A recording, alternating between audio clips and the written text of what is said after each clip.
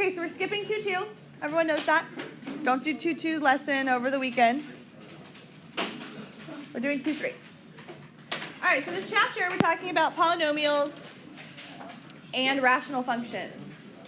Rational functions won't come in until later in the chapter. We did mostly quadratics and linear functions yesterday. Today we're going to do some higher degree polynomials. That's what we'll call it. Higher degree polynomials. You guys ready in the back? That wasn't my mad voice. That was my, hey, how you doing? Polynomials. Nope, that's definitely not it. Polynomials? Yeah. That's an N. Sure? Huh? Okay. Making sure. Erg. There you go. Now it's even worse. Okay. All right, so we have A, B. That's it. A and B today. Awesome. No, it's not very bad. Okay, first thing we're going to talk about is something called the leading term test. Leading term test. Now, I think those of you who were in Algebra 2 Honors, you might have seen this before. But I'm just going to pretend like all of us haven't. So you're lucky if you forgot it. All right, let's say that we have a polynomial. And the degree of the polynomial is n. Maybe it's 5, maybe it's 6, maybe it's 7, 8, whatever. Okay? It's a whole number. It's actually a counting number. The degree is n. All right, so we're going to make a little chart here. Okay? So if the degree is odd, or if the degree is even, certain things happen.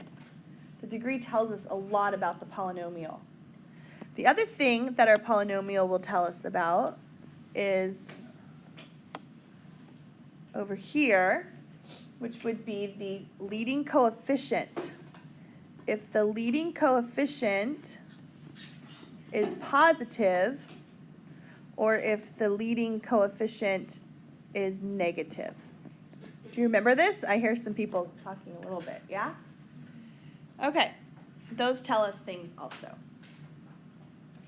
So, what we're going to be doing in these is we're going to be sketching a graph / finding the zeros of a polynomial, things like that. So we're going to learn all about that depending on what the degree is or if the leading coefficient is positive or negative.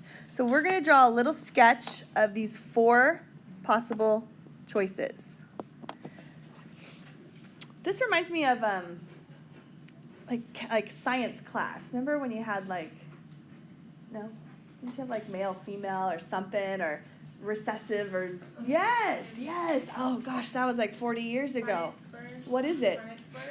Okay, I don't remember. I can't really remember that much. All right, if your leading coefficient is positive, okay, positive leading coefficient, you have to remember, you have to think about a parabola or a cubic function with a positive. When it's negative, things get flipped, okay? So if my degree of my polynomial is odd, but I have a leading coefficient, what happens is my polynomial, no matter if it's to the first power, third power, fifth power, seventh power, it will start down here, okay? And it will go and pass through the x-axis, who knows how many times, because we don't know what n is. But I know that it's going to end up here. Okay, picture just a basic x cubed in your mind. An x cubed, does it fall to the left and rise to the right? Yeah, when the leading coefficient is positive. Okay, even. I think of a basic parabola. That's even degree and positive. So it's going to start up here. It's going to cross the x-axis a number of times, and then it's going to end up there. Okay. So for the first one, we say this one falls to the left and rises to the right. It's really hard to write this small. And then this one over here, we rise both directions. Rise both. Okay? And that should make sense. I mean, we've done cubics and we've done quadratics and stuff. All right, so over here, leading coefficient is now negative, so everything gets flipped, okay? So instead of fall to the left and rise to the right, we rise to the left and fall to the right.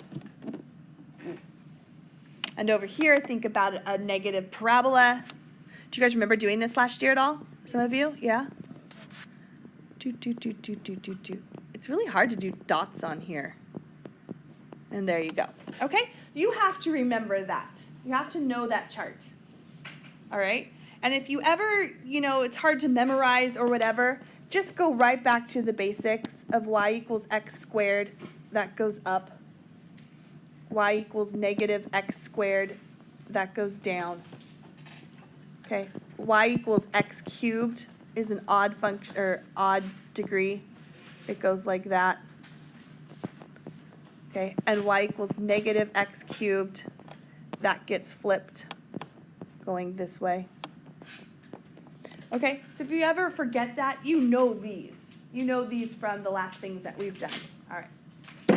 Okay, so let's do one. Here we go. Number 1. We are going to describe the end behavior. We're going to describe the end behavior. And let's do 2 of these. End behavior means what's happening on the ends of our graph, not in the middle, but what's happening to the left and what's happening to the right. So f of x is equal to 5x to the 6th plus x cubed minus 7x squared plus 10x to the 10th minus 1. What? That's a polynomial. Yeah, it's a fun one. You should graph that. Don't graph it.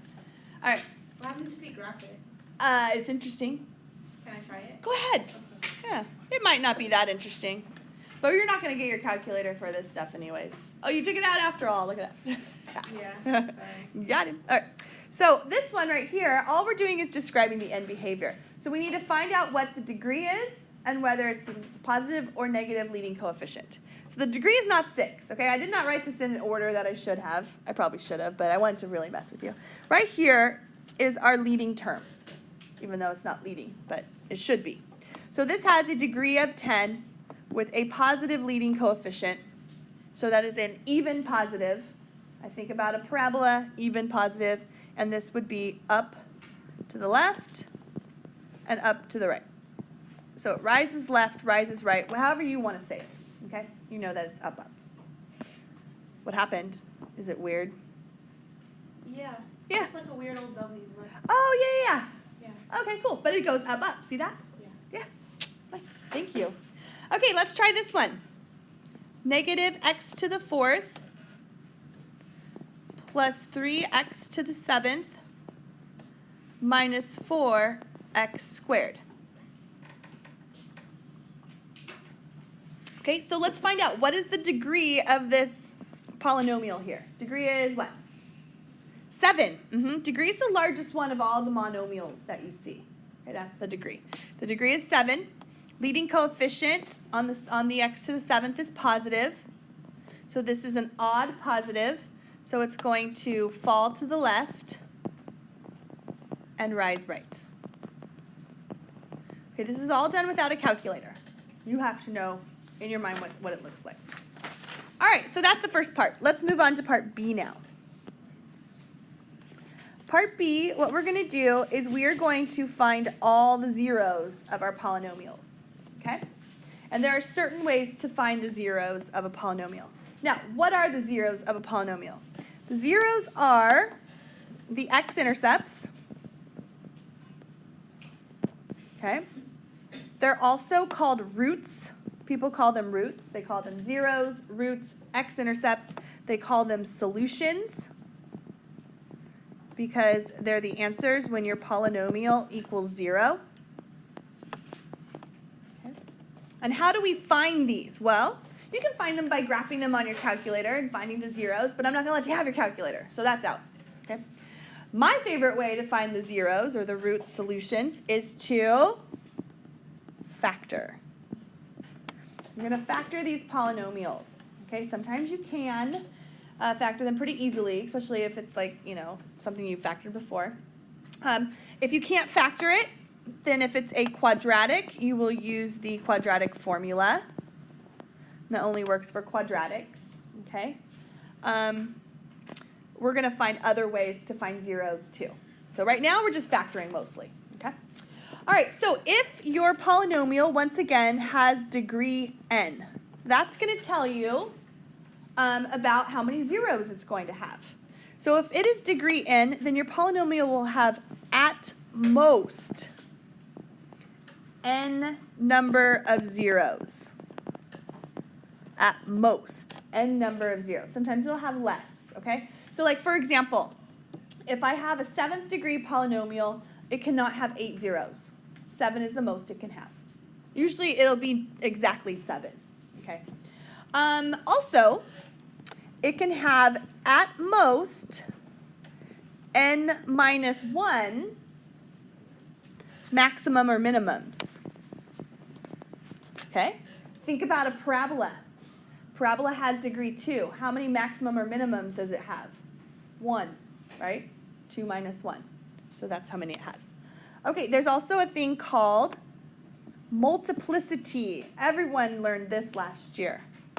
Multiplicity. Multiplicity is going to be the number of times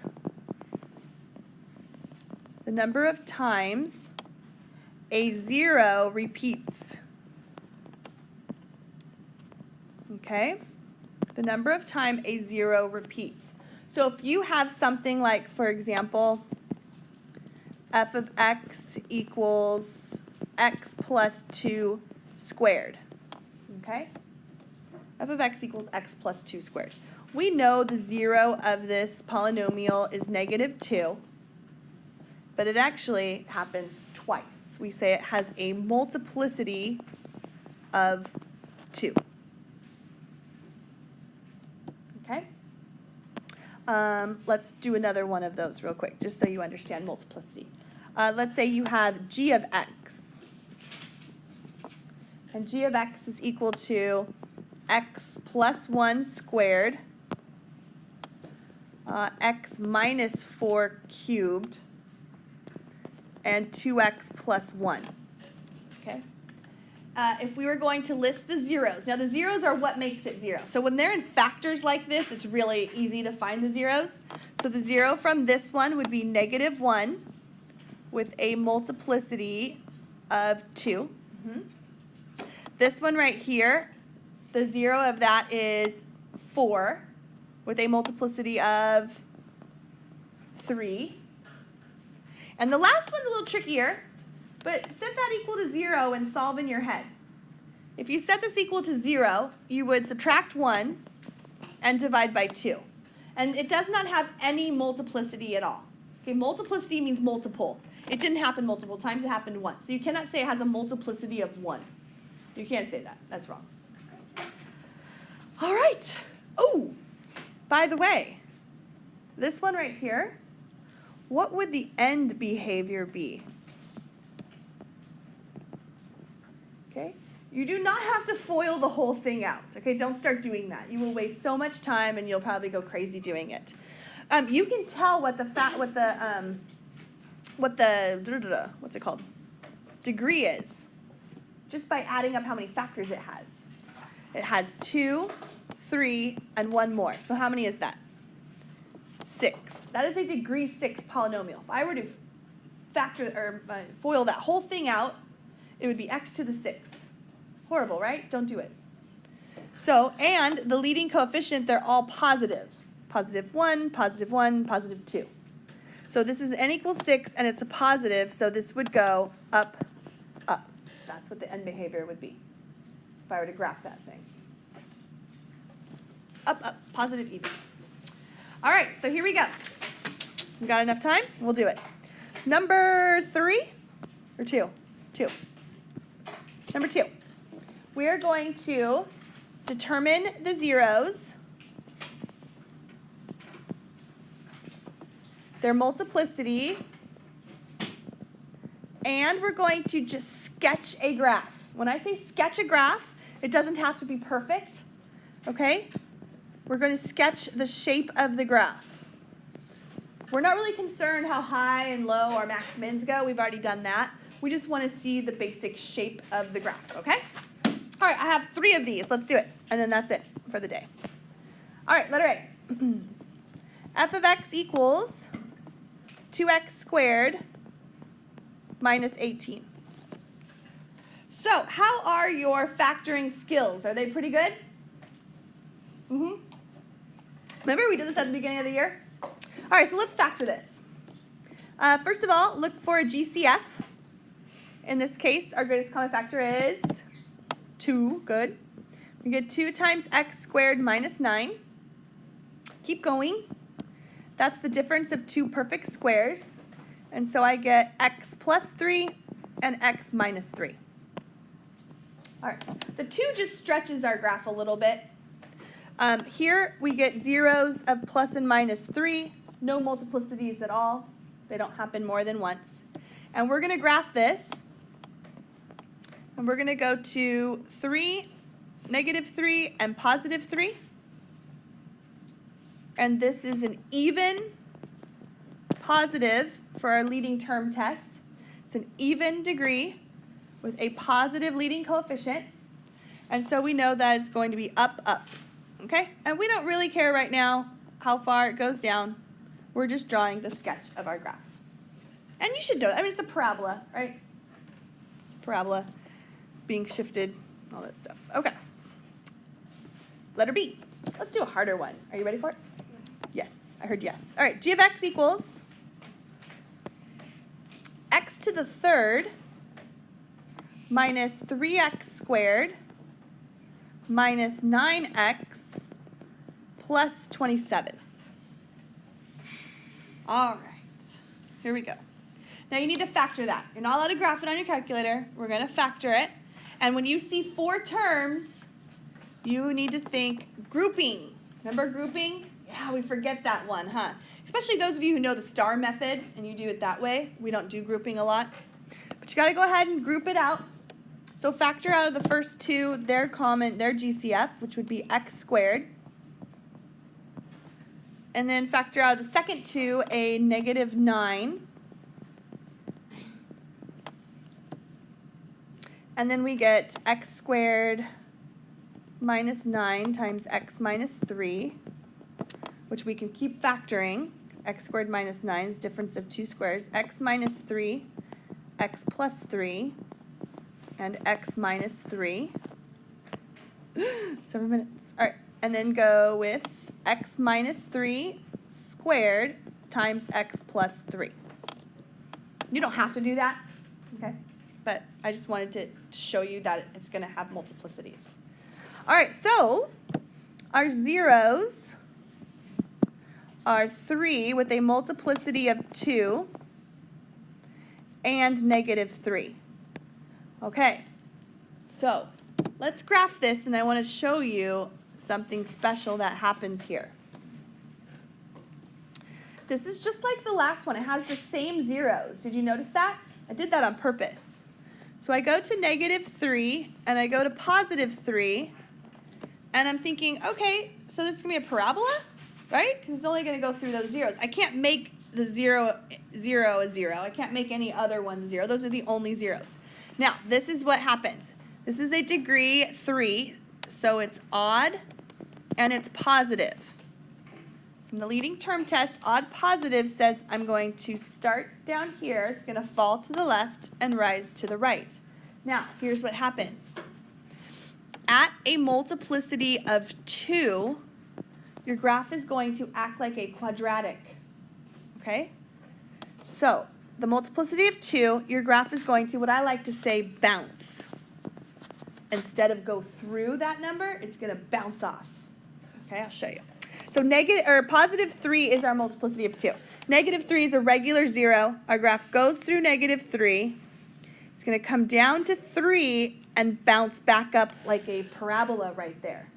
Do you see how that looks like a parabola right here? Because x minus 3 is being squared.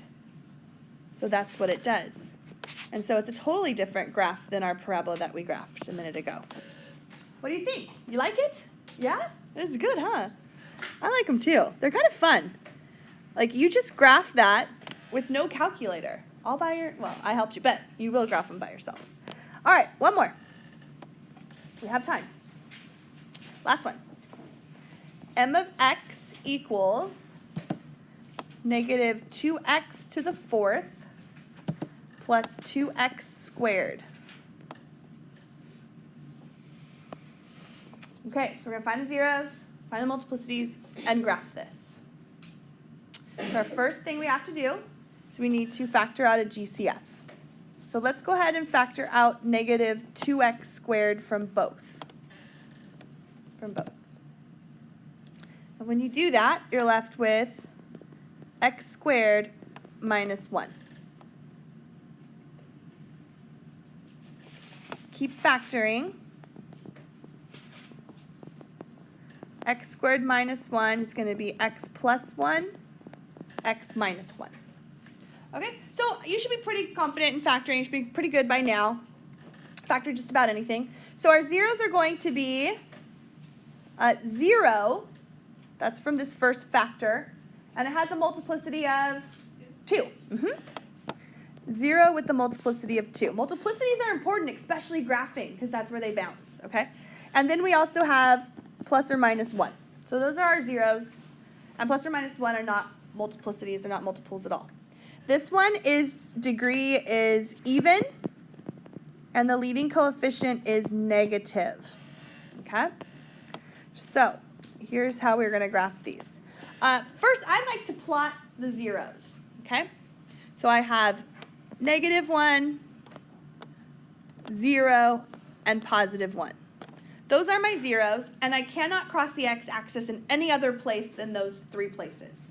I have people that know that their graph is going to start down here and end down here, and they'll go through and they get confused and they just make a new 0. And you can't do that. It's not allowed. All right, so here we go. Plus 1 and minus 1 are regular linear factors, which means they have, they're to the first power. X plus 1 to the first, x minus 1 to the first. They're going to act like lines as they go through there. So you're going to go through here, act like a line, and then at 0, 0's being squared, it's going to act like a parabola right there, and then it's going to come back down as a line. Okay? And that's it. All right, so you have some of those for the weekend. Not too many. And then I will see you on Monday.